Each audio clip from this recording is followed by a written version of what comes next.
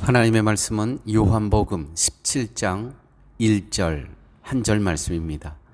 예수께서 이 말씀을 하시고 눈을 들어 하늘을 우러러 가라사대 아버지여 때가 이르러 싸우니 아들을 영화롭게 하사 아들로 아버지를 영화롭게 하게 하옵소서.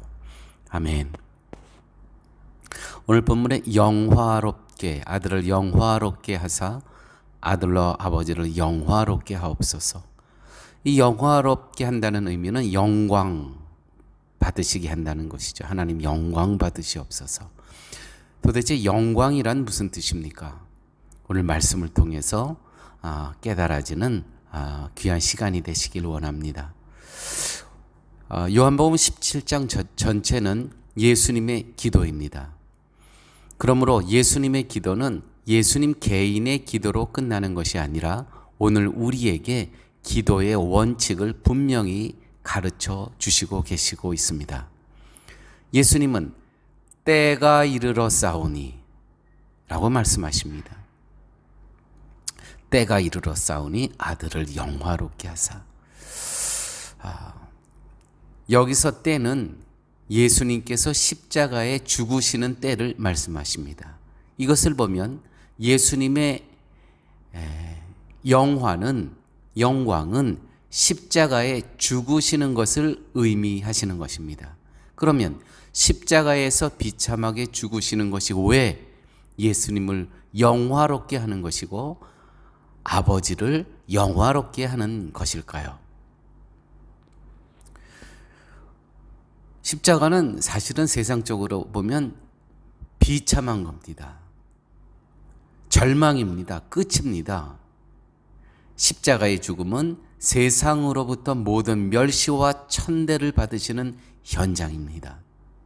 세상이 생각하는 영광, 영화와는 사실은 아무 관계가 없습니다. 십자가는 자기 백성을 구원하시고자 하시는 하나님의 계획이 성취되고 완성된 현장입니다. 그리고 십자가는 바로 하나님의 뜻과 계획에 순종하신 자리입니다. 십자가는 예수님과 하나님이 세상의 영광이 아니라 하나님의 구원 사역이라는 일로 연관되어진 곳, 장소, 그것이 곧 십자가입니다.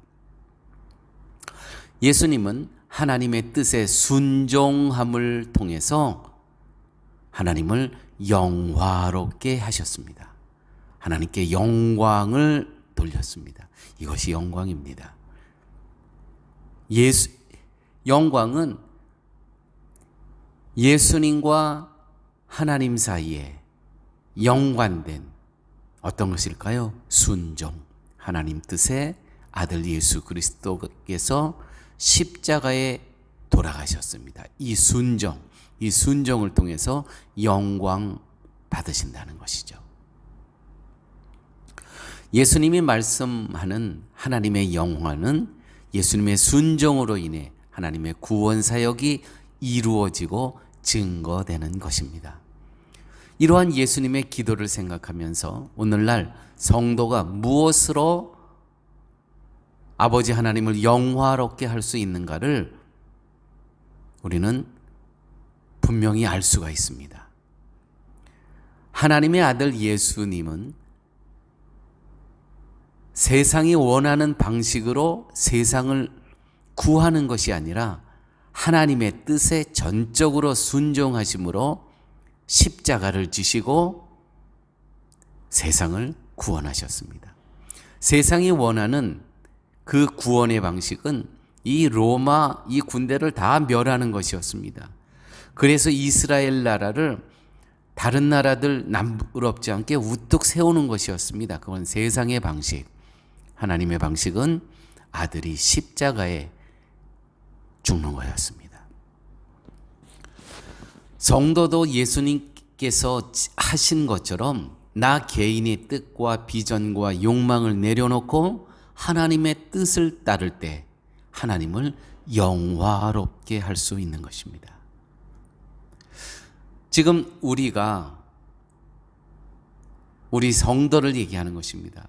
우리 한 분 한 분 성도님, 우리의 모습은 참으로 미약하고 나약한 모습입니다. 그러나 낙심할 거 없습니다.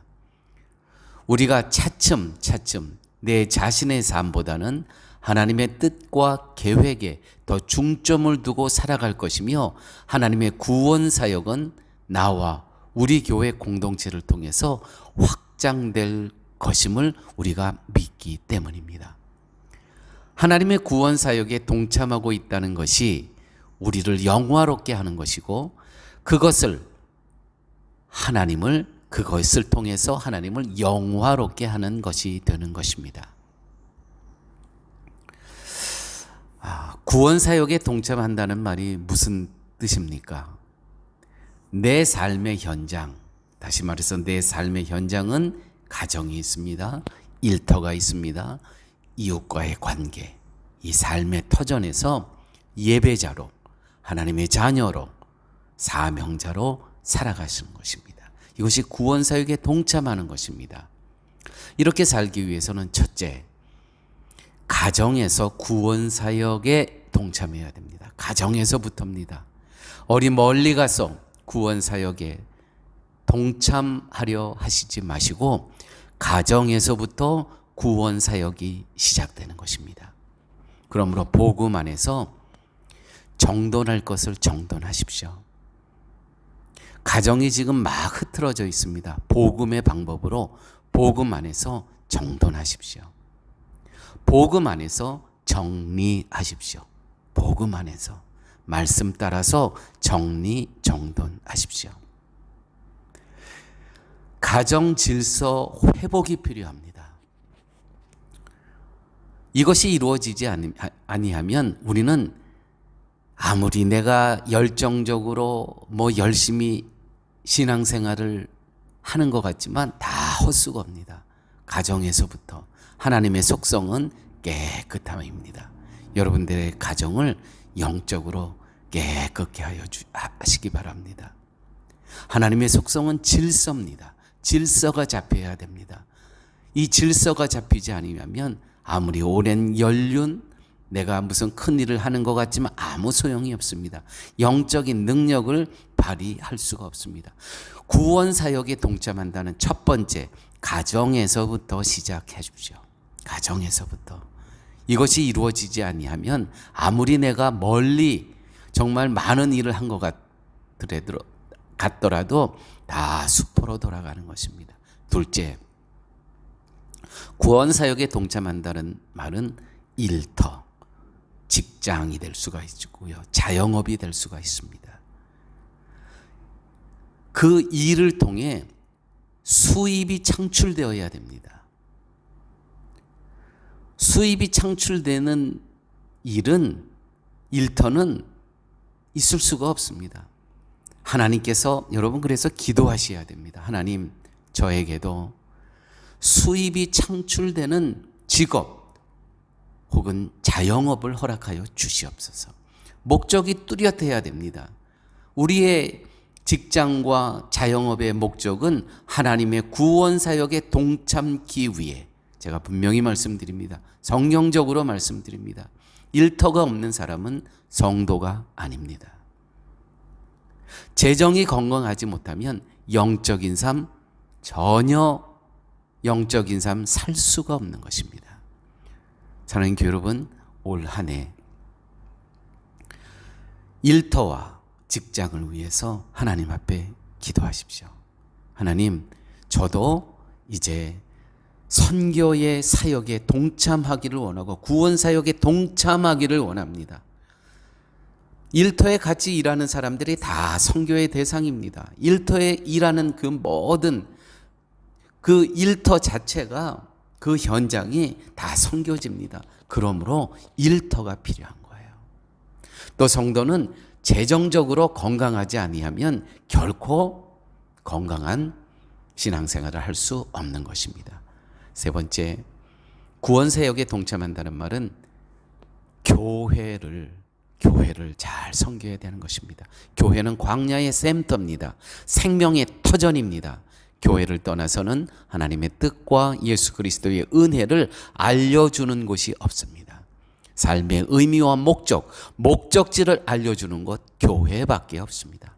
결국 성도의 인생은 가정과 일터와 교회를 오가며 주님의 부르심에 주님을 만나게 되는 것입니다.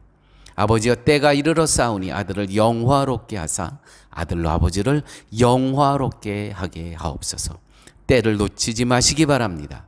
때를 놓치면 인생의 길을 너무 길게 돌아가게 됩니다. 혹 영원히 그 때가 오지 않을 수도 있습니다. 구원사역에 부르시고 초대하시는 하나님의 손짓과 음성을 외면치 마시기 바랍니다. 아버지 하나님 감사합니다. 오늘 말씀을 통해서 하나님을 영화롭게 하고 아들 예수 그리스도를 영화롭게 하는 길을 깨닫게 하여 주심을 감사합니다.